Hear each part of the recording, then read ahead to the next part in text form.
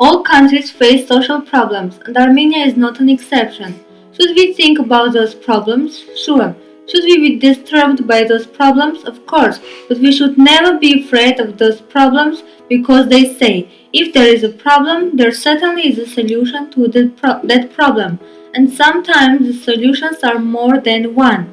So all we need is to find those solutions and act. When thinking about social problems that Armenia faces, the first thing that comes to mind are the following: migration, educational system, territorial disparities, poverty, pension system, low salaries, not enough working places, environmental problems, etc.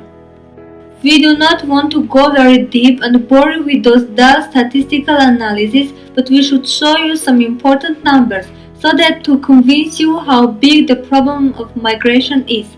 The recent statistics of migration shows that only in 2013 688,000 people migrated from Armenia, and the first country of destination was Russia. We also know that higher level of migration can cause problems such as increasing unemployment, which in its turn can cause increase of crime. So migration is one of the causes of unemployment, and vice versa, unemployment is one reason why people migrate. A very reasonable solution can be creation of new workplaces, which will definitely reduce the threat of migration and will give people opportunity to plan their future in their motherland. The thing that bothers us as students is to understand how to improve or find solutions to these problems as the new generation. How can we, for example, improve our educational system? Maybe by becoming teachers or lecturers, or by helping our current teachers to develop their skills, like suggesting new ways of teaching, criticizing or motivating them. The government can increase the salaries of teachers, which will enhance teachers' motivation and make them more enthusiastic. This, in its turn, will strengthen the quality for classes, hence the quality of education. Another big social issue that exists in Armenia is poverty. Can you imagine that in recent years nearly 30% of Armenian population is poor?